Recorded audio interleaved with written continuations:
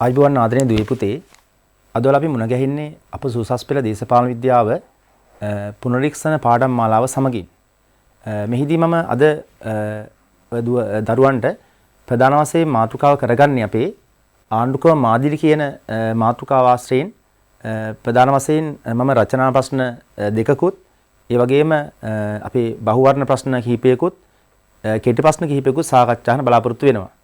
මම තෝරගත්තු මාතෘකාව තමයි පුනරීක්ෂණ පාඩම් මාලාව තුළ ආණ්ඩුක්‍රම මාදිලි. මීට කලින් අපි ආණ්ඩුක්‍රම මාදිලි පිළිබඳව වඩා පුළුල් විදිහට සාකච්ඡා කළා.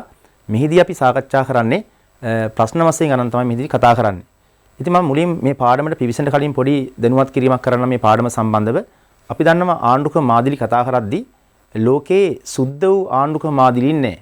ඒ කියන්නේ ලෝකේ අපි ගත්තොත් එමේ ආණ්ඩුක්‍රමයේ ආරම්භයේ ඉඳලා වර්තමානයේ දක්වා විකාශනය වෙද්දී ඇතිවෙච්ච දේශපාලන වෙනස්කම් මත මේ ආණ්ඩුක්‍රම යම් යම් වෙනස් වීම් වලට ලක් වෙලා තියෙනවා.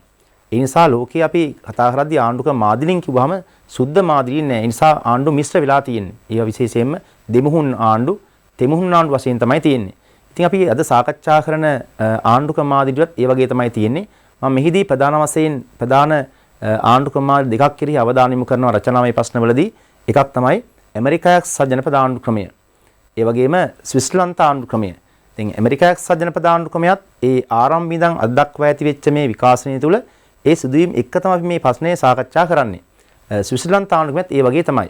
ඒ නිසා අපි මූලික වශයෙන් තේරුම් ගන්න ඕන මේ ආණ්ඩුක්‍රම මාදිලි කතා කිරීමේදී ලෝකේ තනිකරම සුද්ධ වූ මාදිලි නොමැති බව. ඒ අනුව අපි පාඩමට සම්බන්ධ වෙමු. එහිදී මම තෝරගන්න පළවෙනිම මාතෘකාව තමයි අරන් තියෙන්නේ. පළවෙනි ප්‍රශ්නය ඇමරිකා එක්සත් ජනපද ආණ්ඩුක්‍රමය සම්භාව්‍ය සංධීයකමක ඉඳලා මධ්‍යම ආණ්ඩුව බලවත් වීම දක්වා ගමන් කර ඇත කියන එක. දැන් මේ ප්‍රශ්නය යොමු වෙලා තියෙන ලකුණු 20ක ප්‍රශ්නයක් තියෙන්නේ. ඉතින් මේක අපි පිළිතුරු සැපීමේදී අපිට මේකට කාලය ලැබෙනවා විනාඩි 40ක් පමණ කාලය ලැබෙනවා අපිට මේ ප්‍රශ්නෙට. එහිදී මේ ප්‍රශ්නේ මම මෙහිම ප්‍රධාන වශයෙන් කොටස් 3කට බෙදා ගන්නවා. එතකොට මේකේ කොටස් 3ක් තියෙනවා. පළවෙනි ඡේදයේ හැඳින්වීමක් තියෙනවා මේ ප්‍රශ්න අදාළව. ඊට පස්සේ මේකේ අන්තර්ගතය එහෙම නැත්නම් සාකච්ඡාවක් තියෙනවා. ඊට පස්සේ මේකේ නිගමනයක් තියෙනවා. මේකට මම දල වශයෙන් ලකුණු වෙන් කිරීමක් කරලා තිනවා හැඳින්වීමට ලකුණු 3කුත්. ඒකේ අන්තර්ගතය නැත්නම් සාකච්ඡාවල ලකුණු 14කුත්, නිගමනයේ සඳහා ලකුණු 3කුත් වෙන් කරලා තිනවා.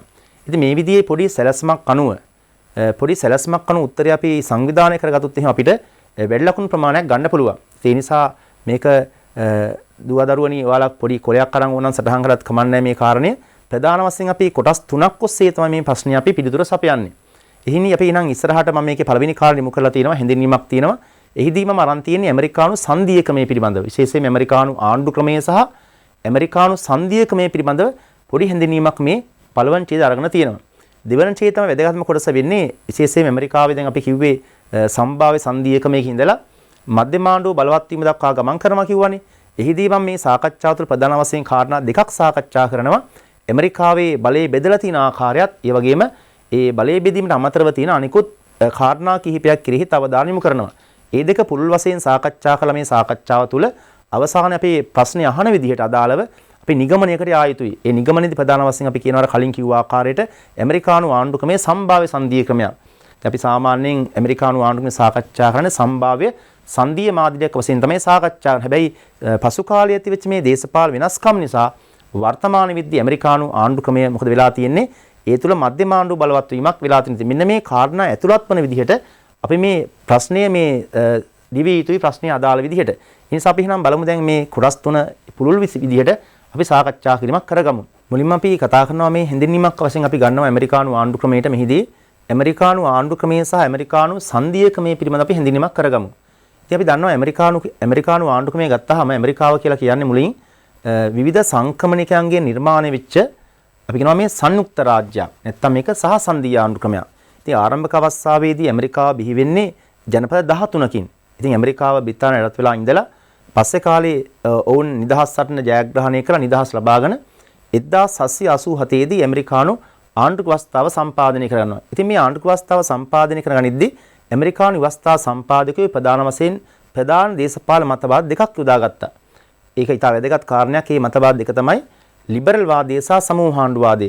ඔන්න ඔය කියන දේශපාලන මතවාද දෙකට අමතරව ඔවුන් ප්‍රධාන වශයෙන් තවත් සංකල්ප දෙකක් යොදා ගන්නවා. එකක් තමයි මොන්ටෙස්කියුගේ බලතල බෙදීමේ න්‍යායත්, අනිත් පැත්තෙන් සංවරණ හා තුලන මූලධර්මයත් යොදාගත්තා. ඉතින් මෙහෙම නිර්මාණය කරගන්න වඩා ලිබරල් ලක්ෂණ සහිත වඩා ප්‍රජාතන්ත්‍රවාදී ආණ්ඩුක්‍රමයක් වශයෙන් තමයි අපි මේ ඇමරිකානු ආණ්ඩුක්‍රමය සලකන්නේ.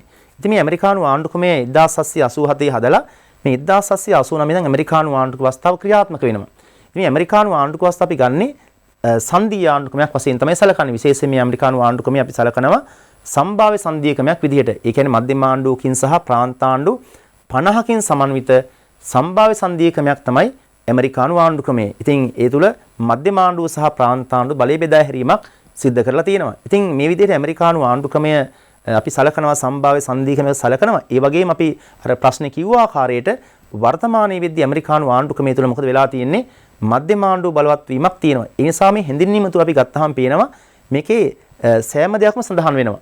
ඉතින් මේකේ මුලින් කියන ඇමරිකානු ආණ්ඩුක්‍රමය නිර්මාණය වෙච්ච විදිහ කියනවා. ඇමරිකාව ඉස්සෙල්ලාම බිහි වෙන්නේ සහ සංධීය ක්‍රමයකින්. ඇමරිකානු ආණ්ඩුක්‍රමයේ ආරම්භය සහ සංධීය ක්‍රමයක්. ඊට පස්සේ නිදහස් සටනෙන් පස්සේ හදන ආණ්ඩුක්‍රමය සම්භාව්‍ය සංධීය ක්‍රමයක්. හැබැයි ඒක සම්භාව්‍ය සංධීය ක්‍රමයක් වුණාට අද වෙද්දී ඇති වෙලා තියෙන මේ කාරණා මත ඇමරිකාව තුල මධ්‍යම ආණ්ඩුව බලවත් වීමක් පෙන්눔 කරනවා. ඒක තමයි ප්‍රශ්نين අහන්නේ. ඒ නිසා මේ වගේ අපි දල හැඳින්වීමක් අපිට මේකට කරගන්න ඕන. ඉතින් මේ හැඳින්වීම පස්සේ අපි ඊළඟට යොමුනේ උත්තරේ අපේ දෙවෙනි කොටස වැදගත්ම කොටස අපි යොමු වෙනවා සාකච්ඡාවට. මම මේ සාකච්ඡාව තුළ කලින් පෙන්වා දුණු ආකාරයට ප්‍රධාන කාරණා දෙකක් සාකච්ඡා කරනවා. අපි දන්නවා සංධීය ක්‍රමයක ප්‍රධාන ලක්ෂණය තමයි මධ්‍යම ආණ්ඩුව හා ප්‍රාන්ත ආණ්ඩුව අතර බලය බෙදා තිබීම. ඉතින් ඒ නිසා මම මුලදී පළවෙනි කාරණේ වශයෙන් සාකච්ඡා කරනවා මේ ඇමරිකානු ආණ්ඩු ක්‍රමය තුළ මධ්‍යම ආණ්ඩුව සහ ප්‍රාන්ත ආණ්ඩුව අතර බලය බෙදලා තියෙන ආකාරය තමයි මුලින්ම සාකච්ඡා කරන්නේ. ඉතින් ඔය බලය බෙදා හැරීම අමතරව සංධීය ක්‍රමයක තවත් ලක්ෂණ තියෙනවානේ. ඉතින් විශේෂයෙන්ම අපි ගත්තොත් එimhe රටේ සංධීය ක්‍රමයක ආණ්ඩුක ව්‍යවස්ථාව සම්බන්ධ කාරණා තියෙනවා. ඒ වගේම අධිකරණ ක්‍රමයක් නිර්මාණය කරන්න අවශ්‍ය වෙන්නේ සංධීය ක්‍රමයට ගැලපෙන ආකාරයට. ඒ විතරක් නෙමේ විශේෂයෙන් මධ්‍යම ආණ්ඩුව හා ප්‍රාන්ත ආණ්ඩුව අතර සම්බන්ධතාවක් ඇති කරන්න වෙනවා. සහයෝගීතාවක් ඇති කරන්න වෙනවා. මෙන්න මේ කාරණා මම දෙවෙනි කොටසට ගන්නවා. ඒ නිසා මෙතන මම සාකච්ඡාව තුළ අර කලින් පෙන්නපු ආකාරයට ප්‍රධාන කාරණා දෙකක් සාකච්ඡා කරනවා. එකක් මම මේ ගන්නේ පළවෙනි කාරණේ විදිහට මධ්‍යම ආණ්ඩුව සහ ප්‍රාන්ත ආණ්ඩුව අතර බලය බෙදලා තියෙන ආකාරය තමයි මුලින්ම සාකච්ඡා කරන්නේ. එහෙමනම් දුවේ පුතේ අපි බලමු කොහොමද ඇමරිකානු ආණ්ඩුක්‍රමය තුළ මධ්‍යම ආණ්ඩුව සහ ප්‍රාන්ත ආණ්ඩුව අතර බලය බෙදලා තියෙන්නේ කියන එක. අපි දන්නවා ලෝකයේ සංධීය ආණ්ඩුක්‍රම වල මධ්‍යම ආණ්ඩුව හා ප්‍රාන්ත අතර බලය බෙදද්දී විවිධ ක්‍රම භාවිතා කරනවා. දැන් එකක් තමයි ඔන්න ඇමරිකාවේ තියෙන ක්‍රමයේ ප්‍රධාන වශයෙන් අපි වැදගත් වෙනවා. එහිදී දැන් ඇමරිකාව තුළ මධ්‍යම ආණ්ඩුව හා ප්‍රාන්ත බලය බෙදා හැරීමේදී විශේෂයෙන්ම කරලා තියෙන ක්‍රමය තමයි මධ්‍යම ආණ්ඩුවේ බලය දක්වලා මධ්‍යම ආණ්ඩුවේ බලය දක්වලා ඉතිරි බලතල නැත්නම් අපි කියනවා මේකට ශේෂ බලතල ප්‍රාන්තවලට ලබා දීලා තියෙනවා. ඒ නිසා ඇමරිකාවේ බලය බෙදීමේ ක්‍රමය තමයි මතක තියාගන්න මධ්‍යම ආණ්ඩුවේ බලය දක්වලා ඉතුරු බලතල ටික දීලා තියෙන්නේ ප්‍රාන්ත ආණ්ඩුව වලට. ඉතින් ඇමරිකාව මේ විදිහට බලය බෙදීමේදී අපි ප්‍රධාන වශයෙන් ආකාර කිහිපයක් සාකච්ඡා කළ යුතුයි. එකක් තමයි පළවෙනි කාරණේ මේකේ මුලින්ම තියෙනවා මධ්‍යම ආණ්ඩුවේ බලතල තියෙනවා. මධ්‍යම ආණ්ඩුවේ බලතල තියෙනවා. ඒ වගේම දෙවෙනි කාරණේ අපි කියන ඉතිරි බලතල ප්‍රාන්තවලටනේ. අපි මේ දෙක ආකාර දෙකකට කියන්න පුළුවන් ඕනනම් ඉතිරි බලතල ප්‍රාන්තවලට එහෙම නැත්නම් ප්‍රාන්ත ආණ්ඩුවේ බලතල කියන්න පුළුවන්. ඊට අමතරව තවත් අපි බලතල කිහිපයක් කතා කරනවා මේ සමගාමී බලතල කියලා. සමගාමී බලතල කියන්නේ මධ්‍යම ආණ්ඩුවයි ප්‍රාන්ත ආණ්ඩුවයි දෙගොල්ලම හවුලේ ක්‍රියාත්මක කරන බලතල. ඊට අමතරව දැන් ඇමරිකාවේ බලය බෙදීමේ ක්‍රමයේනේ මධ්‍යම ආණ්ඩුවේ බලය දක්වලා ඉතුරු ප්‍රාන්තවල ලබා දෙන එක. ඉතින් ඉතුරු සේරම ප්‍රාන්තවල කිව්වොත් එහෙම බලතල සම්බන්ධ ඇමරිකාවේ ගැටුම් ඇති වෙන්න පුළුවන්. ඒ නිසා මේක වළක්වන්න ඇමරිකාවේ තවත් උපක්‍රමයක් යොදලා තියෙනවා.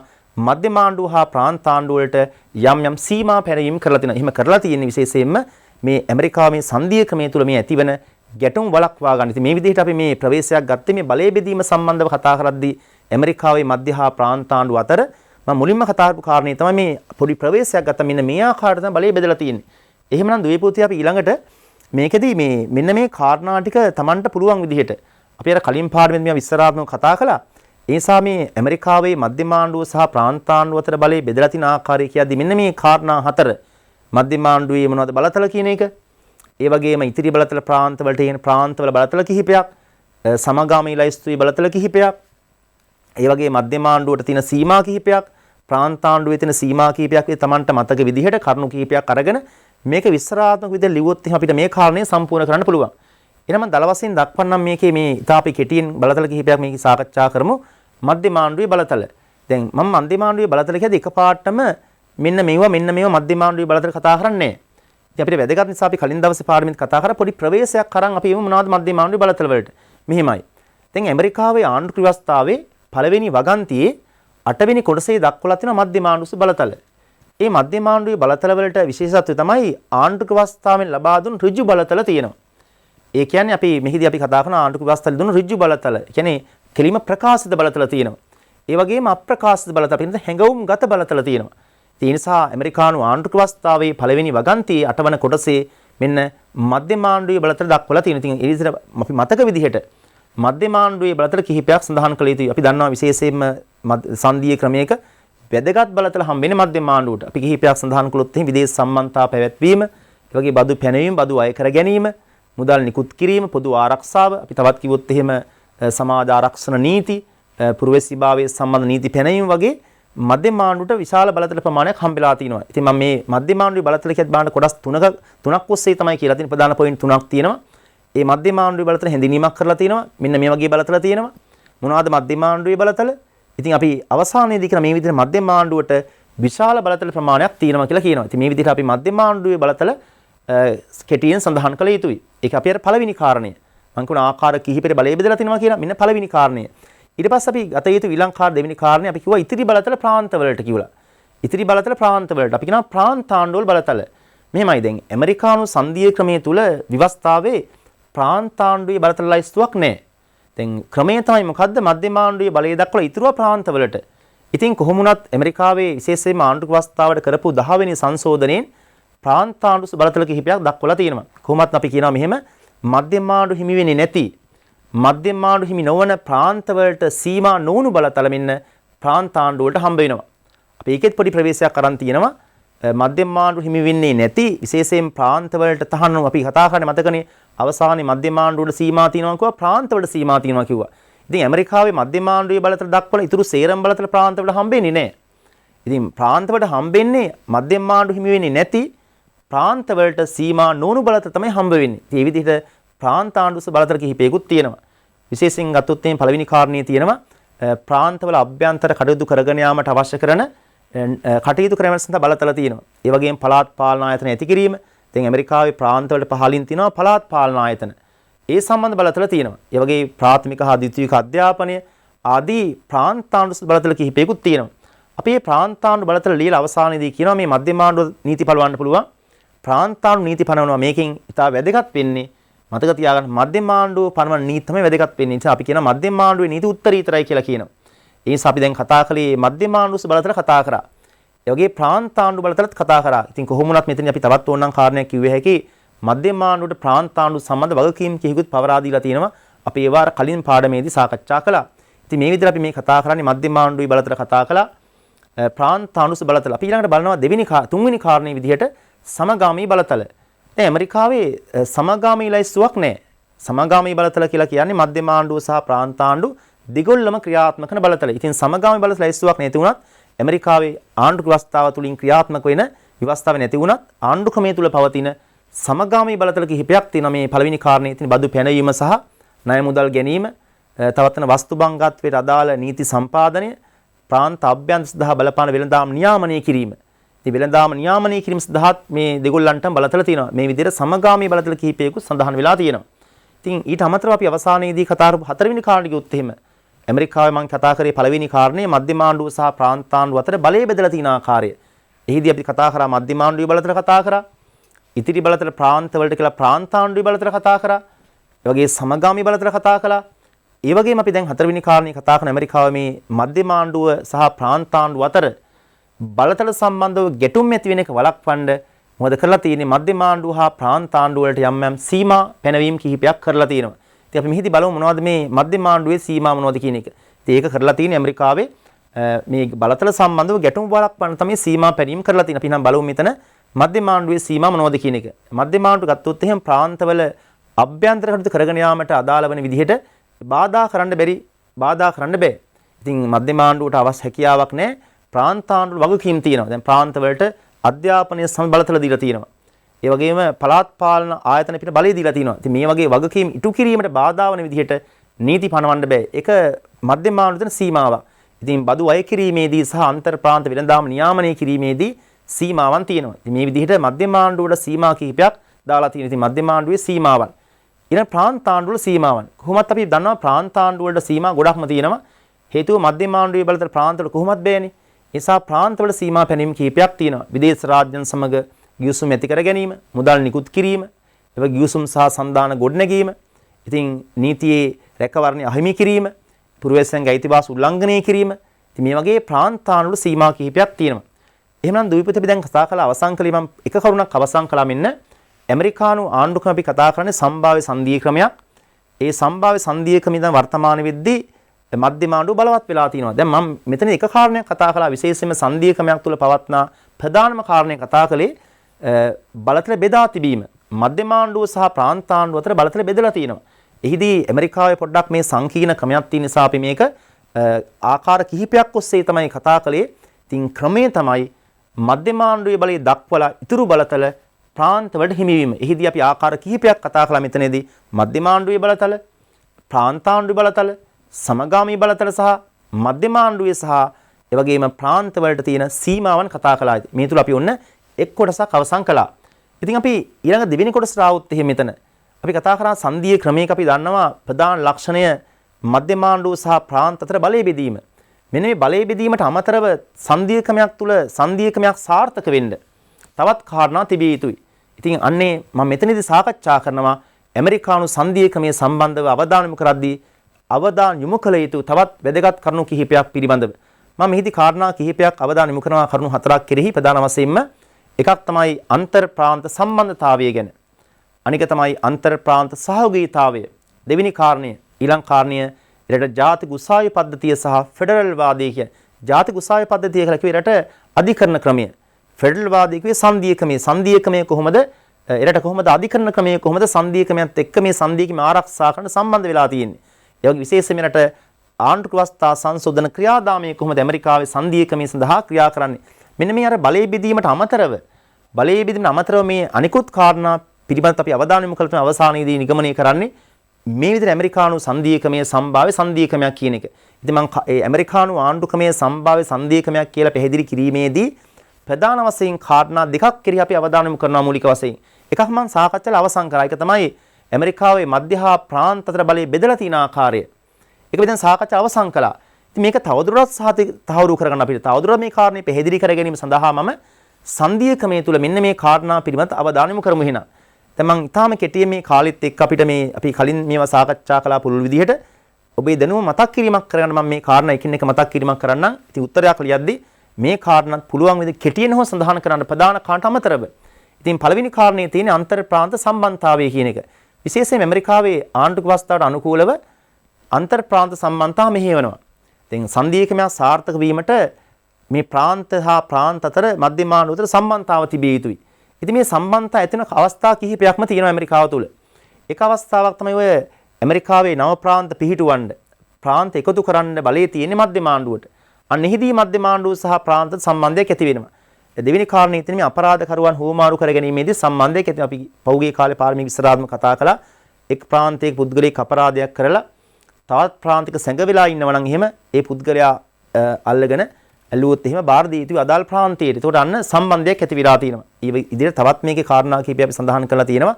ඉතින් අපි පුළුල් පහුගිය පාඩමින් සාකච්ඡා මෙහිදී අපි පෙන්වන්න ඕන ඇමරිකානු සංධීය ක්‍රමය ආරක්ෂා කරන්න සංධීය ක්‍රමය පවත්වාගෙන යාමට මේ විදිහට අන්තර් ප්‍රාන්ත සම්බන්ධයක් ඇති වෙලා තියෙනවා කියන එක. ඉතින් මේ අන්තර් ප්‍රාන්ත සම්බන්ධතාවට අමතරව ඇමරිකාවේ සංධීය ක්‍රමය තුළ තවත් මේක ආරක්ෂා කිරීම සඳහා තවත් වැදගත් කාරණයක් තියෙනවා. මොකද්ද? අන්තර් ප්‍රාන්ත සහයෝගීතාවය. විශේෂයෙන්ම මේ සංධීය ක්‍රමයක් තුළ ඇතිවන නෛතික ගැටලු තියෙනවා. නීතිමය ගැටලු පවතිනවා. අන්නේ නීතිමය ගැටලු විසඳීම සඳහා ඇමරිකානු සංධීය ක්‍රමය තුළ මොකද්ද සහයෝගීතාවක් ඇති කරලා තියෙනවා. ඉතින් මේ සහයෝගීතාව ඇතිරු අවස්ථා කිහිපයක් අපිට පෙන්වා දෙන්න පුළුවන්. එකක් තමයි නීතිමය ගැටලු ඇතිවුනොත් එහෙම විශේෂයෙන්ම මධ්‍යම ආණ්ඩුව හා ප්‍රාන්ත ආණ්ඩුව අතර බලතල බෙදීම සම්බන්ධව අපිට යන්න පුළුවන් ශ්‍රේෂ්ඨාධිකරණයට යයට යන්න පුළුවන් අවස්ථාවක් තියෙනවා. ඒ වගේම ප්‍රාන්ත ගැටලු විසඳා ගැනීම සඳහා යම් යම් ආයතන පිහිටලා තියෙනවා. ඒ හරහාත් මේ සහයෝගීතාවක් ඇති වෙලා තියෙනවා. ඒ වගේම තවත් කාරණයක් තමයි දේශපාලන පක්ෂක්‍රමයේ වර්ධනයත් එක්ක බලද්දී ඇමරිකානු දේශපාලන පක්ෂක්‍රමයේ තුල ප්‍රධාන පක්ෂ දෙක රිපබ්ලිකන් සහ ඩෙමොක්‍රැටික් කියන පක්ෂ දෙක මුළු ඇමරිකාව පුරාම ක්‍රියාත්මක වෙනවා. එහිදී සහයෝගීතාවක් මේ පක්ෂයේ නායකින්ට එයින ප්‍රාන්ත නායකයොත් අවනත වෙනවා. ඉතින් මේ තත්ත්වයේ තුල ඇමරිකාවේ මේ සංධීය ක්‍රමය සාර්ථක කරගැනීම සඳහා හොඳ සහයෝගීතාවක් ඇති වෙලා තියෙනවා. ඒ නිසාම මේ සාකච්ඡා කළේ ඇමරිකානු සංධීය ක්‍රමය තුල මේ බලයේ බෙදා හැරීමට අමතරව කියන අනිකුත් කාරණා ගැන තමයි අවධානය යොමු කළේ. අනිකුත් කාරණා හතරෙන් මම දෙකක් ගැන කතා කළා. මොකක්ද එකක්? අන්තර් ප්‍රාන්ත සම්බන්ධතාවක් ඇති වෙලා තියෙනවා කියලා කිව්වා. දැන් දෙවෙනි කාරණේ මේ කිව්වේ අන්තර් ප්‍රාන්ත සහයෝගීතාවක් ඇති වෙලා තියෙනවා. එහිදී ඇමරිකානු සංධීයකමේ ඉතා හොඳින් ක්‍රියාත්මක වීම සඳහා වඩා වැදගත් වීමක් වෙනවා. ඉතින් දුවේ පුතේ අපි ඊළඟට බලනවා මේ තවත් අපිට කාරණා දෙකක් තියෙනවා කියලා කිව්වනේ. එකක් තමයි ජාතික උසාවි සහ ෆෙඩරල් වාදය කියන එක. ඉතින් ජාතික උසාවි පද නිර්මාණය වෙලා තියෙන රට සංධීයකමේ ආරක්ෂාව වන විදිහට. ඉතින් සංධීයකමේ තුල ගැටලු ඇතිවුනොත් එහෙම ඒවා විසඳන්නේ ශ්‍රේෂ්ඨ අධිකරණය. ඉතින් ඊට ආණ්ඩුක වස්තාව ආරක්ෂා කිරීමක් කරනවා ශ්‍රේෂ්ඨ මිතා සංධීයකමයක් නිර්මාණය වෙලා අධිකරණකමයක් නිර්මාණය වෙලා තියෙන්නේ ඊට සංධීයකමේ ආරක්ෂාන විදිහට. ඒකත් වැදගත් කාරණයක්. දෙවෙනි කාරණය තමයි ආණ්ඩුක වස්තාව සංශෝධන ක්‍රියාදාමය. සංධීයකමේක ආණ්ඩුක වස්තාව සංශෝධනය කරද්දී මධ්‍යම ආණ්ඩුවේ තනි කැමැත්තට පමණක් විවස්ථා වෙනස් කරන්න බැරි වෙන්න ඕන. ඒ සඳහා යම් සීමා දාන්න ඕන. ඉතින් ඒ අනුව ඇමරිකානු ආණ්ඩුක වස්තාව සංශෝධන ක්‍රියාදාමය දැඩි විදිහට අනම්‍ය කරලා තියෙනවා. ඉතින් ආණ්ඩුක වස්තාව සංශෝධන ක්‍රියාදාමය අනම්‍ය කිරීම තුළින් ඇමරිකානු සංධීයකමේ ආරක්ෂා වෙන. එහිදී මේ ප්‍රධානකම දෙකක් තියෙනවා. මේ ප්‍රධානකම දෙකේදීම මධ්‍යම ආණ්ඩුවට අමතරව ප්‍රාන්ත ආණ්ඩුවල 4න් 3ක් කැමැත්ත ගන්න වෙනවා. මේ විදිහට අපි සාකච්ඡා කරන ඇමරිකාව තුළ ආණ්ඩුක වස්තාව සංශෝධන ක්‍රියාදාම නිර්මාණය වෙලා තියෙන රට සංධීයකමේ ආරක්ෂාන විදිහට. එහෙමනම් අපි කතා කළේ සාකච්ඡා කළා. මෙන්න මේ කාරණා දෙකම කතා කළා. ඇමරිකානු ආණ්ඩුක්‍රමය තුළ බලය බෙදලා තියෙන ආකාරය කතා කළා. අනිකුත් විධිවන සම්බන්ධවත් කතා කළා. මේ සියලු කාරණා සලකා බලලා අපි එහෙනම් අවසානයේදී නිගමනයක් කරනවා. නිගමනය මොකද්ද? මේ විදිහ ඇමරිකානු ආණ්ඩුක්‍රමය මොකද්ද? සම්භාව්‍ය සංධීයකමයක් කියලා අපි කියන්නේ. ඇමරිකානු ආණ්ඩුක්‍රමය තුළ අපි සංධීයකමේන කතා කළා. මේක සම්භාව්‍ය සංධීයකමයක් කියලා අපි කියන්නේ. එහිදී සම්භාව්‍ය සංධීයකමේ තුළ ප්‍රාන්තවලට වැඩි ස්වාධීනතාවක් තියෙනවා. දැන් ඉන්දියානු සංධීයකමේ තුළ ප්‍රාන්තවලට ස්වාධීනතාවක් නැහැනේ. ඒක අපි සම්භාව්‍ය සංධීයකම වශයෙන් සලකන්නේ නැහැ. නමුත් අපි ඇමරිකානු ආණ්ඩුක්‍රමයේ සලකනවා සම්භාව්‍ය සංධීයකමක් විදියට. ඒකට හේතුව තමයි මේකේ ප්‍රාන්තවලට ස්වාධීනතාවක් තියෙනවා. දැන් සාමාන්‍යයෙන් සාපේක්ෂව බලවත් වෙන්නේ සංධීයකමේක මධ්‍යම ආණ්ඩුව. මෙතන ප්‍රාන්තවලට ස්වාධීනතාවක් තියෙන. ඒක තමයි සම්භාව්‍ය සංධීය ලක්ෂණය. ඒක තමයි සංධීය කියන්නේ. හැබැයි ඒ වුණාට මොකද වර්තමානයේ විද්දී මේ ඇමරිකානු සංධීයකමෙන් මොකදලා තින්නේ? මධ්‍යම ආණ්ඩුව බලවත් වීමක් ඇති වෙලා තියෙනවා. මධ්‍යම ආණ්ඩුවේ බලවත් වීමක් ඇති වෙලා තියෙන මේ සංධීයකමේ තුල මේ ස්ථා බලප හේතු කිහිපයක් තියෙනවා සාකච්ඡා කරන්න අපිට. මෙන්න මේ හේතු අපි කලින් කතා කරා දීර්ඝ වශයෙන් පාඩම තුල. ඉතින් ප්‍රාන්ත මට්ටමේ වගකීමිටු කිරීමේදී ගොඩක් වෙලාවට මධ්‍යම ආණ්ඩුව මත රඳා පැවතීමක් තියෙනවා. විශේෂයෙන් වර්තමානවත් කොවිඩ් වසංගතය හමුවේ අද ප්‍රාන්ත මධ්‍යම ආණ්ඩුව මත තමයි රඳා පවතින්නේ. ඇමරිකානු ජාතිකවාද නැගීම ආදී අපි කලින් සාකච්ඡා කළා මේවා. මේ විදිහට ඇමරිකානු සංධීයකමේ තුල මධ්‍යම ආණ්ඩුව බලවත් වෙලා තියෙනවා. ඇමරිකානු සංධීයකමය සම්භාව්‍ය සංධීයකමක් වුණත් වර්තමානයේ විද්දී මධ්‍යම ආණ්ඩුව බලවත් වෙලා තියෙනවා කියලා තමයි සාකච්ඡා කරන්නේ. මේ විදිහට අපි මේ කොටස් තුනක් ඔස්සේ මේකට පිළිතුරු සපයාගත යුතුයි. එහෙනම් දුවේ පුතේ අපි එහෙනම් එක ප්‍රශ්නයක් මෙහිදී සාකච්ඡා කළා. සංධීය මාධ්‍ය වලට අදාළව ඇමරිකානු ආණ්ඩු ක්‍රමය සම්භාව්‍ය සංධීයකමකින් ඉඳලා මධ්‍යම ආණ්ඩුව බලවත් වීමක් දක්වා ගමන් කර ඇත කියන කාරණිත මේ අනුව පිළිතුරු සකස් කරගෙන විභාගයේදී මේ වගේ ප්‍රශ්නයක් ලැබුණොත් එහෙම මේකට මේ විදිහට අදාළ කරලා පිළිතුරු සකස් කරගන්න. තවත් ප්‍රශ්නයක් අපි සාකච්ඡා කරමු. ඒක මම ගන්නේ ස්විට්සර්ලන්ත ආණ්ඩු ක්‍රමය සම්බන්ධයෙන් තමයි ගන්නෙ. ඉතින් අපි දන්නවා ස්විට්සර්ලන්ත ආණ්ඩු ක්‍රමය අපේ දෙවෙනි ප්‍රශ්නය ස්විට්සර්ලන්ත ආණ්ඩු ක්‍රමය අපි සලකන්නේ සාමාන්‍යයෙන් සහ සංධීයකමයක් වශයෙන් තමයි සලකන්නේ. ඉතින් ස්විට්සර්ලන්තයේ අපි මේ ප්‍රශ්නේ දාලා තියෙන ස්විට්සර්ලන්තයේ සහ සංධීය ක්‍රමයෙන් සංධීය ක්‍රමයක් බවට පත්ව ඇත. ඒක තමයි සාකච්ඡා කරන්න තියෙන්නේ. ඉතින් මේකත් අර කලින් වගේ ලකුණු 20ක ප්‍රශ්නයක්. ඉතින් මේකෙත් මම අර කලින් විදිහටම උත්තරේ ආකෘතිය සකස් කළා. ප්‍රධාන වශයෙන් කොටස් 3ක් ඔස්සේ. ඒකෙත් මම මුලින්ම අර හැඳින්වීමක් කරනවා. ස්විට්සර්ලන්තය ගැන හැඳින්වීමක් කරනවා. ස්විට්සර්ලන්තය මොන වගේ රටක්ද? ඒ රට ගැන කතා කරලා ස්විට්සර්ලන්තයේ ඒ ආණ්ඩු ක්‍රමයේ ඓතිහාසික තත්ත්වයක් එක්ක වර්තමාන දක්වා පොඩි අදහසක් කියනවා. ඉතින් ඒක ආරම්භක අවස්ථාවේදී සහසන්ධි ආණ්ඩු ක්‍රමයක්. පස්සේ ඉතින් සහසන්ධි වුණාට වර්තමානයේදී මේක සන්ධි ආණ්ඩු ක්‍රමයකට පත් වෙලා තියෙන හැඳින්වීම තුල අපි ඒ කාරණේ කියන්න ඕන. ඊට පස්සේ මේක සාකච්ඡාව තුළ ප්‍රධාන වශයෙන් මම කාරණා මෙතන 4ක් සාකච්ඡා කරනවා. ඒ කාරණා වලින් අපිට පැහැදිලි කරගන්න පුළුවන් ස්විට්සර්ලන්තය කියන්නේ සහසන්ධි ආණ්ඩු ක්‍රමයක් කියලා. ඒකේ මොනවාද පදනම් මූලධර්ම, විවස්ථානුකූල විධිවිධාන, ඒ වගේම විශේෂයෙන්ම කැන්ටනල් වැදගත්කම සහ ස්විට්සර්ලන්ත සංධීය ක්‍රමය ලෝකේ අනෙක් සංධීය ක්‍රමයන්ගෙන් වෙනස් වන ආකාරය. ඉතින් වෙනස් වෙද්දී විශේෂයෙන්ම ලෝකේ අනෙක් ක්‍රමයන්ට වෙනස් ස්විට්සර්ලන්තයේ මේ කැන්ටන් වැදගත් වෙනවා. කැන්ටනල් වැදගත්කම ඉහළ නංවලා තියෙනවා. ඉතින් ඒක තත්ත්වය අපි ඉස්මතු කරනවා මේ සාකච්ඡාව තුළ. ඒ සියලු කාරණා සාකච්ඡාවේ කතා කරලා අපි අවසානයේදී කියනවා මේ විදිහට ස්විට්සර්ලන්තයේ ලෝකේ අනෙක් සංධීය ක්‍රමයන්ගෙන් වෙනස් වෙනවා.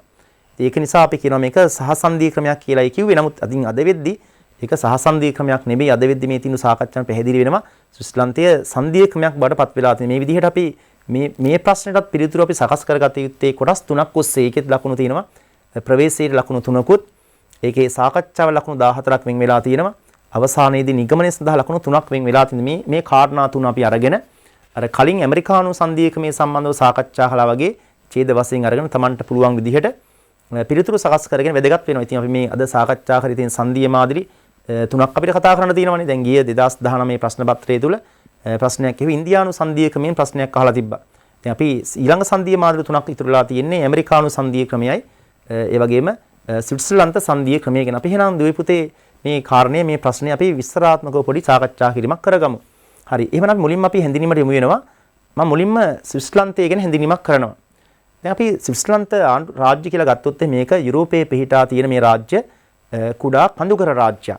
ඉතින් ස්විට්සර්ලන්තේ කුඩා කඳුකර රාජ්‍යයක්. මේ ස්විට්සර්ලන්ත ආණ්ඩුක්‍රම ඉතිහාසය අපි හොයලා බලද්දී මේකට දිගු ඉතිහාසයක් තියෙනවා. ස්විට්සර්ලන්ත සහ සංධීයකම ඉතිහාසයේ දිගු ඉතිහාසයක් තියෙනවා.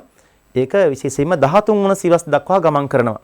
13 වන සියවසේ 1200 ගණන් වල. ඉතින් ඒ 1200 ගණන් වලදී ස්විට්සර්ලන්තයේ ආරම්භින සහ සංධීය ක්‍රමයක් විදිහට. නමුත් ස්විට්සර්ලන්තයට 1815 වගේ කාලේ ප්‍රංශ ආක්‍රමණ එල්ලෙනවා. මේ ප්‍රංශ ආක්‍රමණත් එක්ක ස්විට්සර්ලන්තයේ සහ සංධීයකම බිඳ වැටෙනවා. කැන හිටිනවා. ඊට පස්සේ මේක ඒකීය ක්‍රමයක් වශයෙන් තමයි ප්‍රංශය පාලනය කළේ. අවසානයේදී ස්විට්සර්ලන්ත 1848 නැවත ආණ්ඩුක ව්‍යවස්ථාවක් සම්පාදනය කරගන්නවා.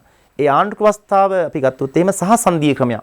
ඔය සහ සංධීය ක්‍රමෙන් සුවිශේෂීභාවය තමයි කලින් සහ සංධීය ක්‍රමයත් එක්ක බලද්දී මේකේ ප්‍රජාතන්ත්‍රවාදී ලක්ෂණ මත පිහිටා කටයුතු කිරීමක් සිද්ධ වෙනවා.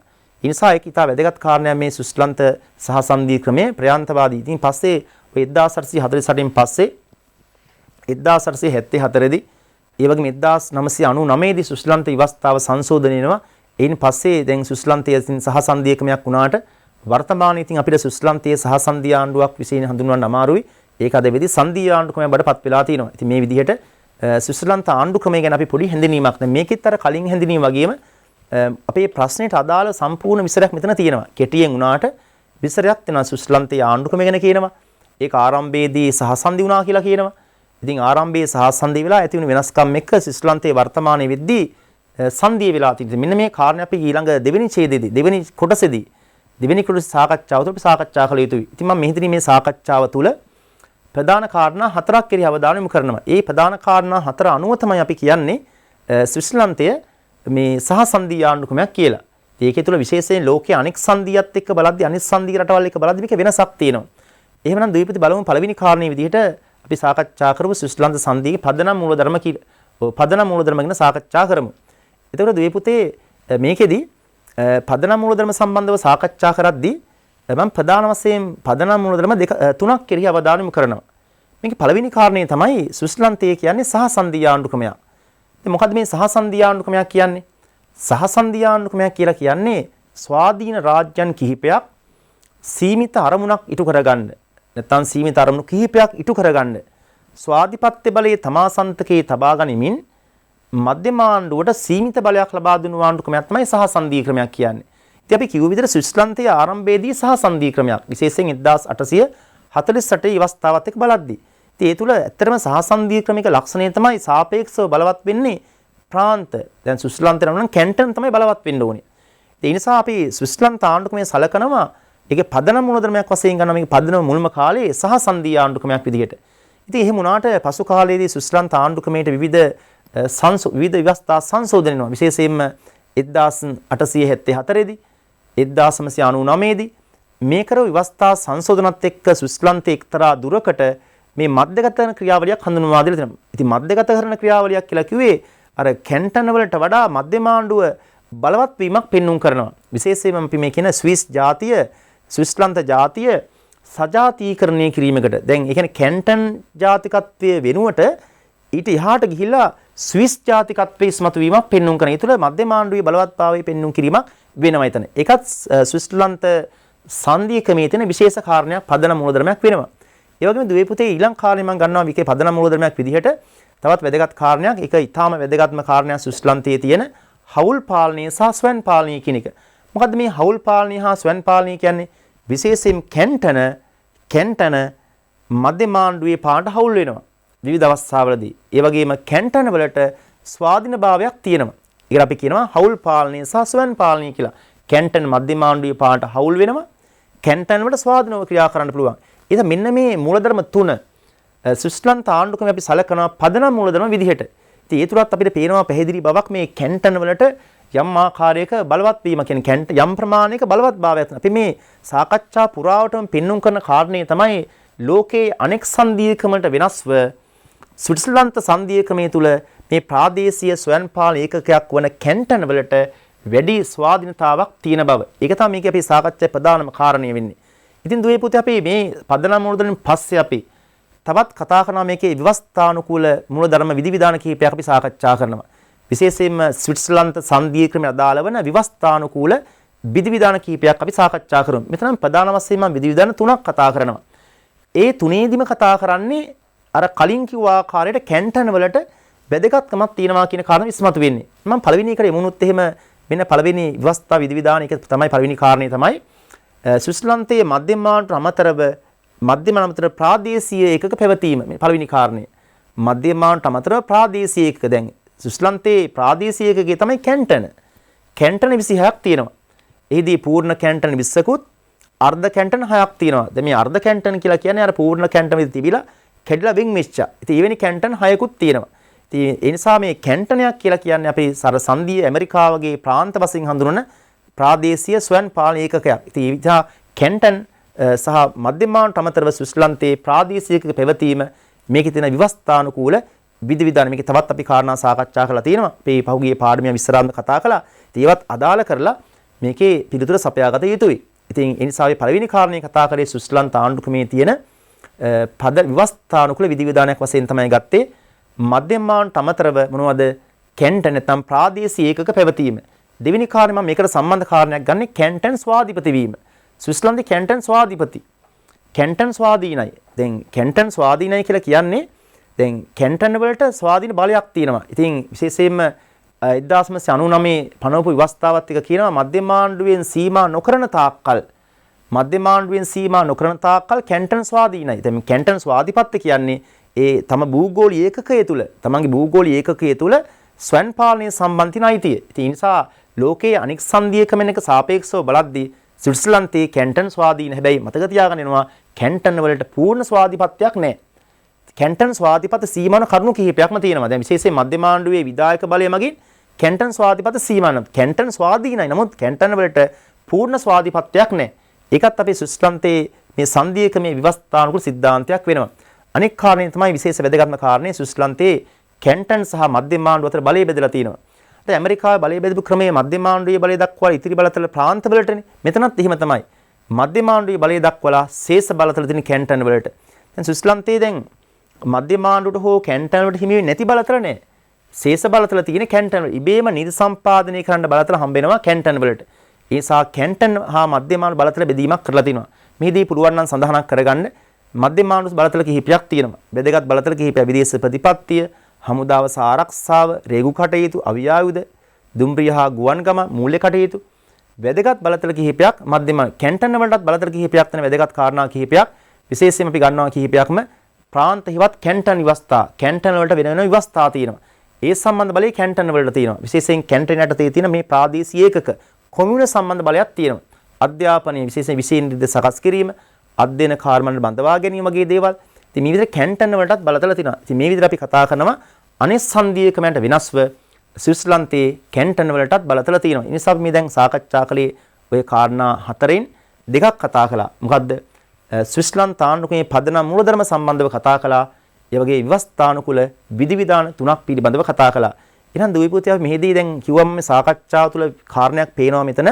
ඒ කාරණේ තමයි කැන්ටන් බලවත් වෙනවා කියන කැන්ටන් වැදගත් වෙනවා කියන කාරණේ. එහෙනම් දුවේ පුතේ අපි ඊළඟට බලමු දැන් ස්විට්සර්ලන්ත සංධීයකම අදාළ වෙන ඊළඟ කාරණේ තමයි මේ කැන්ටන් වැදගත්කම. අපි අර කලිනුත් කතා කළා කැන්ටන් වැදගත් වෙනවා ලෝකයේ අනෙක් සංධීය රටවල් එක බලද්දී. ඉතින් කැන්ටන් එක වැදගත්කමක් තමයි පළවෙනි කාරණය පහළ මට්ටමත් එක්කම බරය පවරා දී තිබීම. ස්විට්සර්ලන්තයේ බොහෝ නීති ක්‍රියාත්මක කරන්නේ කැන්ටන් විසින්. ඒ නිසා මේ පහළ මට්ටම දක්වාම බලය පැවරීමක් වෙලා තියෙනවා. මේක දෙවෙනි කාරණය තමයි මධ්‍යම ආණ්ඩුව ඇතැම් තීන්දුව ගැනීමේදී කැන්ටන් මධ්‍යම ආණ්ඩුව බලපෑම් කරනවා. විශේෂයෙන් උදාහරණයක් තමයි මධ්‍යම ආණ්ඩුව අලුතෙන් නීති අභිනවයෙන් නීති සම්පාදනය කරද්දී ඒ බව කැන්ටන් වල දැනුවත් කරන්න ඕන. එහිදී කැන්ටන් වලට හැකියාවක් ලැබෙනවා බලපෑම් කරන්න. ඒ නිසා ඒකත් කැන්ටන් වැදගත්කමක්. මෙන්න මේ කාරණා දෙකට අමතරව විශේෂයෙන් මධ්‍යම ආණ්ඩුව තුළ නියෝජනයකුත් ලැබෙනවා. ඒ හරහා මධ්‍යම ආණ්ඩුව තුළ විශේෂයෙන්ම අපි දන්නා ව්‍යවස්ථාදායකය ජාතික සභාව තුළ දීමාලික ව්‍යවස්ථාදායකය සංදීය සභාව තමයි ව්‍යවස්ථාදායකය. ඒකේ ජාතික සභාවේ 200ක් ඉන්නවා. ඒ කට්ටිය ජනතාව තමයි තෝරගන්නේ. ජනතාව නියෝජනය කරනවා. රාජ්‍යන්ගේ සභාව දෙවෙනි මණ්ඩලයේදී 46ක් ඉන්නවා. ඒ 46 පත්වෙනි කැන්ටන් වලින් පූර්ණ කැන්ටනින් දෙන්නා ගානේ 40කුත් අර්ධ කැන්ටන් එක්කිනා ගානේ 6කුත් විතර 46ක් පත් වෙන. මේ නිසා ඒකට විවස්ථාදායකය තුලත් මේ කැන්ටන් නියෝජන සිද්ධ වෙනවා. ඉතින් මේ විදිහට දුවේ පුතේ කැන්ටන් වල වැදගත්කම අපිට පෙන්වන්න පුළුවන්. ඉතින් මෙන්න මේ කියන කාරණා තුනට අමතරව කැන්ටන් වැදගත්කම. මෙන්න මේ කියන කාරණා තුනට අමතරව අපිට කැන්ටන් වල තවත් අපිට වැදගත්කම් කිහිපයක් පෙන්වන්න පුළුවන්. ඉතින් එකක් තමයි ජනමත විචාරණ සහ කැන්ටන්. දැන් ස්විට්සර්ලන්තයේ ජනමත විචාරණ පැවැත්වීමේදී කැන්ටන් වැදගත් වෙනවා. එකක් තමයි කැන්ටන් වලට ඉල්ලන්න පුළුවන් ජනමත විචාරණය. කැන්ටන් 8ක් ඉල්ලුවොත් එහෙම ජනමත විචාරණයක් කරහා නීති හදාගන්න පුළුවන් ජනතාව අනුමත කරනවා නම් එහෙම. ඒ විතර නෙමෙයි දැන් ස්විට්සර්ලන්තයේ ආණ්ඩුක ව්‍යවස්ථා සංශෝධනයක් අනිවාර්යයෙන්ම ditth බහුතරයක් ජනමත විචාරණයක වගේම කැන්ටන් වලින් සම්මත වෙන්න ඕන. ඒ නිසා මේ ජනමත විචාරණ පැවැත්වීමේදී කැන්ටන් වැදගත් වෙනවා. අනිත් පැත්තේ මේ දෙවෙනි කාරණේ තියෙන්නේ සම්මුතිබද්ධ ප්‍රජාතන්ත්‍රවාදය සහ කැන්ටන්. දැන් ඔය සම්මුතිබද්ධ කියන්නේ එකතු වෙලා දැන් නීති සම්පාදනය කිරීමේ නියම ක්‍රමය ව්‍යවස්ථාදායක නීති හදන එකනේ. එහෙම නෙමෙයි ස්විට්සර්ලන්තයේ සම්මුතිබද්ධ ප්‍රජාතන්ත්‍රවාදී ක්‍රියාත්මකයි නීති සම්පාදනය කිරීමේදී රට දේශපාලන පක්ෂ බලපෑම් කණ්ඩායම් කැන්ටන ප්‍රාදේශීය ආණ්ඩු සියල්ල එකතු වෙලා නීති සම්පාදනය කරන. එහිදීත් ඔන්න කැන්ටන් වැදගත් වෙනවා. අධිකරණය සහ කැන්ටන්. ස්විට්සර්ලන්තයේ වෙනම අධිකරණ පිරිනේ අර සංධීයක මගේ මධ්‍යම ආණ්ඩුවට වෙනම කැන්ටන් වෙනම කියලා. කැන්ටන් අධිකරණ තමයි මේ සියල්ල විනිශ්චයන් කරන්නේ. නිසා මෙන්න මේ කාරණා හරහා කැන්ටන් වැද අපිට මේ පැහැදිලි කරන්න පුළුවන් කාරණේ තමයි මේ විදිහට ස්විට්සර්ලන්ත ආණ්ඩුක්‍රමය තුල කැන්ටන් වැදගත් වෙනවා. දැන් කැන්ටන් වැදගත් වගේම තවත් කාරණයක් පෙන්වනවා. මොකද්ද? ප්‍රාදේශීය ආණ්ඩුත් වැදගත් වෙනවා. ස්විට්සර්ලන්තයේ කැන්ටන් වලට පහලින් තියෙනවා ප්‍රාදේශීය ආණ්ඩු. මේ ප්‍රාදේශීය ජනගහනයෙන් ඉතින් විවිධ භූමි ප්‍රමාණයෙන් වෙනස් වෙන්න පුළුවන්. ඉතින් ඔවුන්ට ඉවස්ථාවෙන් පවා රැකවරණ ලබා දීලා තියෙනවා. උන්ට ස්වාධීනතාවයකුත් තියෙනවා. ඒ නිසා මේ කැන්ටන් වලට වාගේම අර ප්‍රාදේශීය ආණ්ඩු වලට ස්විට්සර්ලන්තයේ ස්වාධීනතාව ඒකත් වැදගත් කාරණයක්. ඉතින් ඒ නිසා අපි කියනවා මේ ස්විට්සර්ලන්ත සංධීය ක්‍රමය ලෝකයේ අනෙක් ෆෙඩරල් ක්‍රමයන්ගෙන් සංධීය ක්‍රමයන්ගෙන් වෙනස් වෙනවා. ඉතින් අපි දන්නවා ස්විට්සර්ලන්තයේ මේ වෙනස් තමයි කැන්ටන් වැදගත් වීම. ඒ වගේම ප්‍රාදේශීය ආණ්ඩු වැදගත් වීම. ස්විට්සර්ලන්තයේ ආණ්ඩු තල තුනක් තියෙනවා. මධ්‍යම ආණ්ඩුව, කැන්ටන, කොමියුන එහෙම නැත්නම් පළාත් පාලනයද. මේවටම ස්වාධීන බල ශ්‍රේෂ්ඨ තියෙනවා. මේ තුනටම ස්වාධීන බල ශ්‍රේෂ්ඨ තියෙනවා. ඉතින් ඒ එකක් තමයි මේ තල තුනටම ව්‍යවස්ථාමය කාර්යභාරයක් තියෙනවා. බල ශ්‍රේෂ්ඨ තියෙනවා. ආදායම් උත්පාදනය කිරීමේ අවස්ථාවක් තියෙනවා. ඒ නිසා මෙන්න මේ කාරණාවෙන් පැහැදිලි වෙන දේ තමයි ස්විට්සර්ලන්තයේ මේ ප්‍රාදේශීය ආණ්ඩු වැදගත් වන නිසාම කැන්ටන් වැදගත් වන නිසාම ලෝකේ අනෙක් සංධීය ක්‍රමයන්ගෙන් වෙනස් වෙනවා කියන එක. ඉතින් අපි මේ සාකච්ඡාව තුළින් පැහැදිලි වෙන කාරණයක් තමයි අපිට මේ ප්‍රාදේශීය ආණ්ඩු නැත්නම් කැන්ටන් වැදගත් වීම. එහෙමනම් දීපිතය මේක අවසන් වශයෙන් නිගමනයට එනවා මේ කාරණා සම්බන්ධ කරලා. මොකද්ද මේ කාරණය? අපි කියනවා මේ කරුණු අනුව මේ ඉහත කාරණාත් එක්ක පැහැදිලි වෙන කාරණේ තමයි ස්විට්සර්ලන්තයේ සංධීය ක්‍රමයේ ලෝකේ අනෙක් සංධීය ක්‍රමයන්ගෙන් වෙනස් වෙනවා. ඒ වෙනස මොකද්ද? ලෝකේ අනෙක් රටවල සංධීයකට වඩා මේ කැන්ටන් ස්වාධීන වෙනවා. කැන්ටන් ස්වාධීන ස්විට්සර්ලන්තය මෙන්න මේ තියෙන කාරණාත් එක්ක පැහැදිලි වෙන කාරණේ තමයි අපි දැන් කිව්ව ආරම්භයේදී ස්විට්සර්ලන්තයේ සහසන්ධීය ක්‍රමයක් කියලානේ කිව්වේ. ඉතින් හැබැයි ආරම්භයේදී මේක සහසන්ධීය ආණ්ඩු ක්‍රමයක් කිව්වත් වර්තමානයේ මේක සහසන්ධීය ක්‍රමයක් නෙමෙයි. මේ සාකච්ඡාවෙන් පැහැදිලි වෙන්නේ ස්විට්සර්ලන්තයේ මේක සංධීය ක්‍රමයක් බවට පත් වෙලා තියෙනවා. ඒ තුල අපි දන්නවා සහසන්ධීය ක්‍රමයක් කියනවා නම් එහෙම ස්විට්සර්ලන්තය සාපේක්ෂව බලවත් වෙන්නේ කැන්ටන. දැන් මේ තින සාකච්ඡාවෙන් පැහැදිලි වෙන්නේ කැන්ටන් මධ්‍යම ආණ්ඩුව විභාග බලවත් වීමක් පැහැදිලි වෙන්නේ නැහැ. ඉතින් මෙතනදී කැන්ටන් වලට යම් ආකාරයේ බලයක් තියෙනවා කියලා පැහැදිලි වීමක් වෙනවා. හැබැයි කැන්ටන් මධ්‍යම ආණ්ඩුව විභාග බලවත් වීමක් පෙන්වන්න කරන්නේ නැහැ. ඒ නිසා අපි අවසන් වශයෙන් නිගමනය කරනවා මේ ස්විට්සර්ලන්ත ආණ්ඩු ක්‍රමය අපි වචනයේ පරිසමාප්තාර්ථයෙන් මේ සාකච්ඡාවට යමු කළොත් එහෙම ස්විට්සර්ලන්තය අපිට සහසන්ධීය කියලා කියනත් අමාරුයි. සංධීය කියනත් අමාරු නිසා ස්විට්සර්ලන්තය සැලකෙන්නේ සහසන්ධීය ක්‍රමයක් සහ සංධීය ක්‍රමයක් අතර තියෙන ආණ්ඩු ක්‍රම වශයෙන්ම සැලකන්න තියෙන්නේ. ඒ නිසා අපිට සහසන්ධීය ක්‍රමයක් කියනත් අමාරුයි.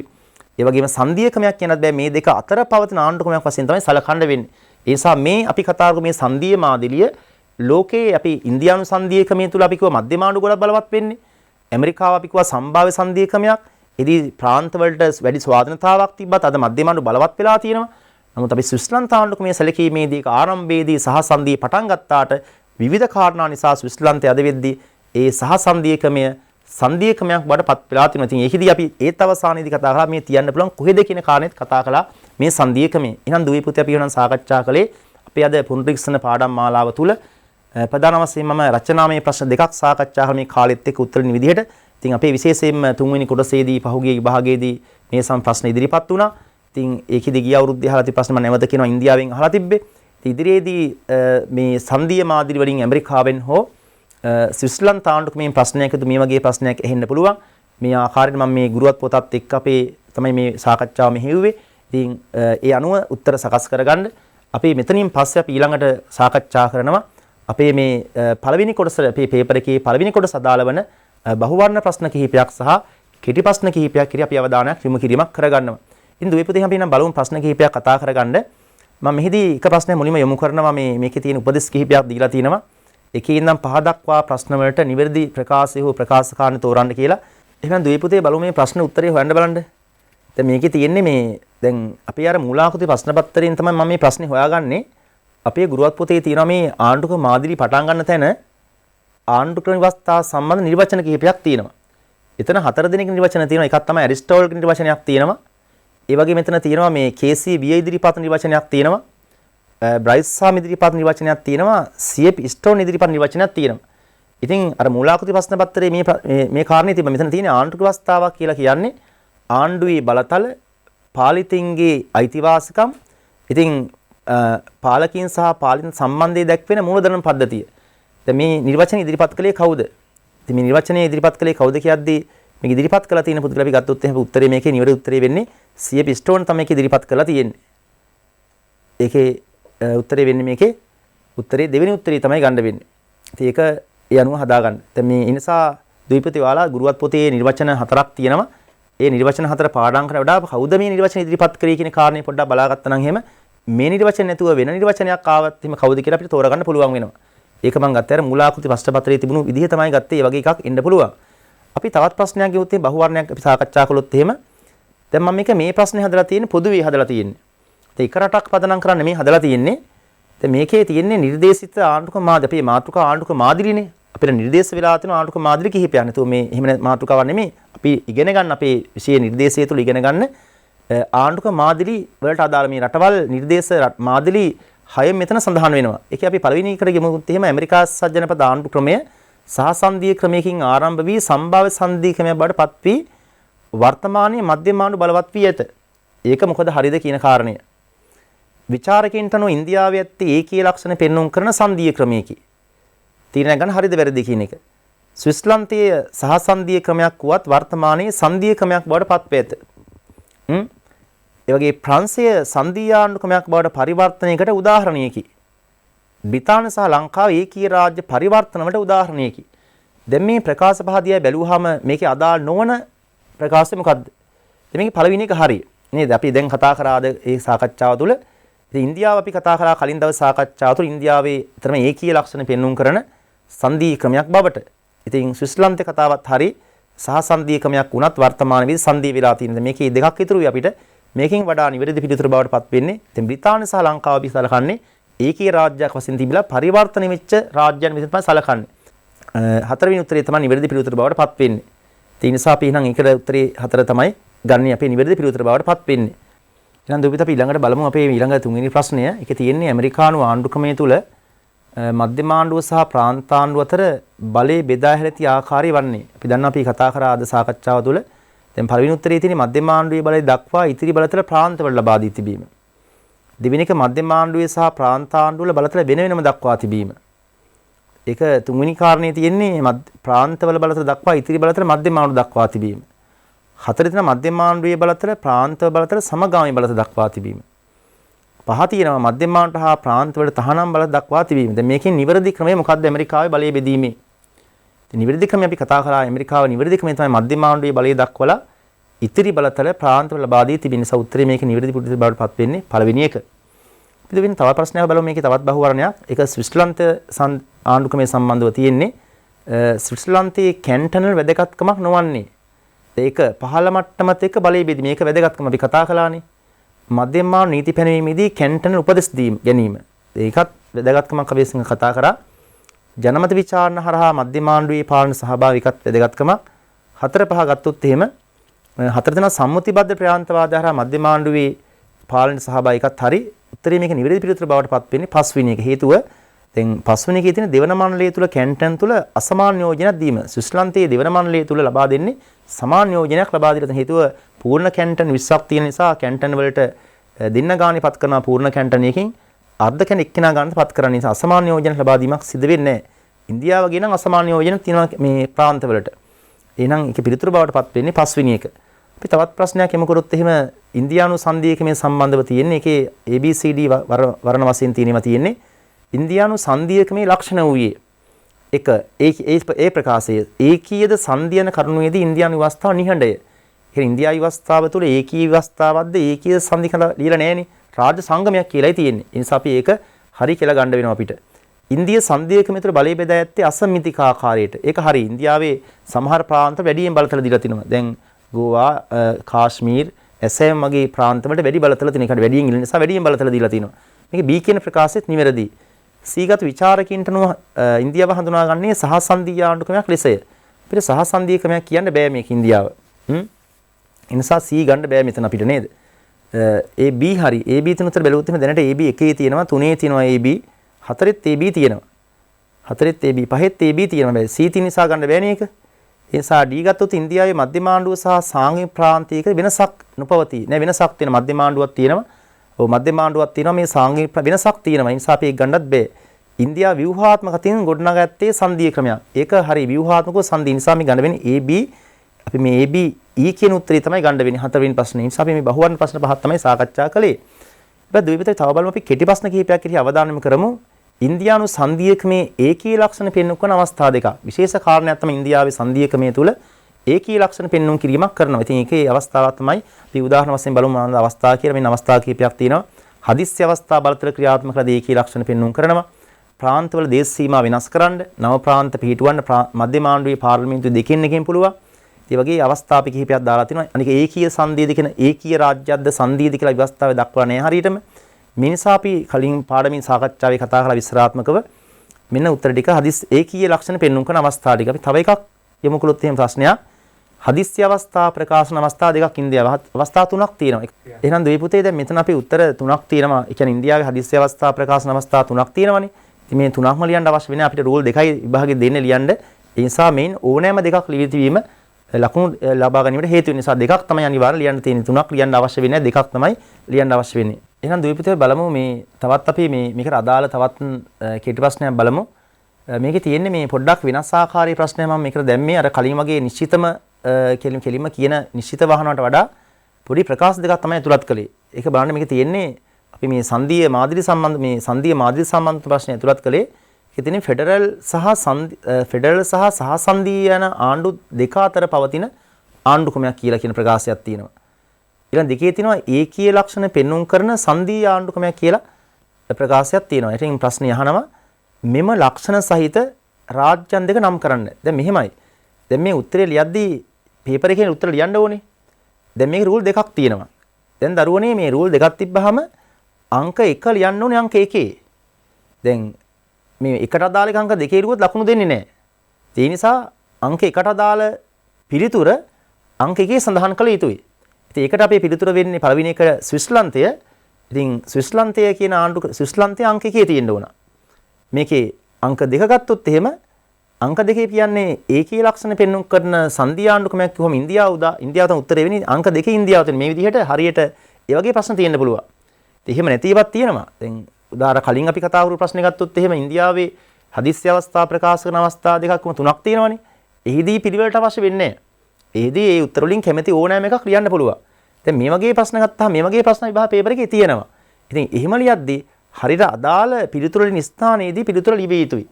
ඒකිතා වැදගත් වශයෙන් අවධානය කරගන්න උත්තර නැතනම් කොච්චර උත්තරේ දැනගත්තත් මේ තාක්ෂණික දෝෂයක් හින්දා ලකුණු අහිමි වෙලා යනවා. ඉතින් එහෙම ප්‍රශ්නත් අපේ පේපර් එකේ තියෙනවා. ඉතින් ඒකත් මතක තියාගන්න විශේෂයෙන්ම අවධානය කරන අපි කතා කරගෙන මේ ෆෙඩරල් ලක්ෂණ ෆෙඩරල් සහ සහසන්ධිය අතර තියෙන්නේ ස්විස්ලන්ත ආණ්ඩුක්‍රමය ඒකී ලක්ෂණ පෙන්වන කරන සංධිය ආණ්ඩුක්‍රමයක් කිව්වහම අපි ඉන්දියාව තමයි උදාහරණ උත්තරයට අපි ගන්නෙ. එහෙනම් දෙවි තවත් අපි මේකට ප්‍රශ්නයක් ගැන අවධානය යොමු කරමු. තවත් ඇමරිකානු ආණ්ඩුක්‍රමයේ සම්බන්ධ ප්‍රශ්නයක් ඇතුළත් කළා කෙටි ප්‍රශ්නයක් විදිහට. ඒකේ තියෙන ඇමරිකා එක්සත් ජනපද ආණ්ඩුක්‍රමය නිර්මාණය කිරීමේදී යොදාගත්තු දේශපාලන මතවාද දෙක. අපි අර කලින් පාඩමකදී විශේෂයෙන් අපේ 5 වෙනි පාඩම් මේකකයේ තුල තියෙනවා දේශපාලන මතවාද ප්‍රධාන මේ දේශපාලන මතවාද අපි 8ක් කතා කරන මූලික වශයෙන්. එහිදී ඉතින් ඇමරිකානු ආණ්ඩුක්‍රම නිර්මාණය කරද්දී ඒ විවස්ථා සම්පාදකයෝ ප්‍රධාන වශයෙන් යොදාගත්තා ඉතා වැදගත් දේශපාලන මතවාද දෙකක්. මොකක්ද මේ දේශපාලන මතවාද දෙක? වර්තමානයේ ලෝකේ ගොඩාක් රටවල තියෙන මතවාද දෙකක් යොදාගත්ත ප්‍රධාන වශයෙන් එකේ උත්තරය අපි ගත්තොත් එහෙම මොකද මතවාද දෙක? එකක් තමයි ලිබරල් වාදය. එකක් ලිබරල් වාදී දේශපාලන මතවාදය, අනික තමයි සමූහාණ්ඩුවාදී දේශපාලන මතවාදය. මේක උත්තර ලිවීමේදී ගැටලුවක් නැහැ. මේකේ පිළිවෙලක් නැති නිසා අංක 1 2 එක කිසි ගැටලුවක් නැහැ. Tamanට කැමති විදිහට උත්තරේ ලියන්න පුළුවන්. ඉතින් අපි මේ කතා කරේ 9 වෙනි ප්‍රශ්නය. මම තවත් ප්‍රශ්නයක් මේකට ඇතුළත් කරනවා මේ අපේ කෙටි ප්‍රශ්න වලට අදාළව.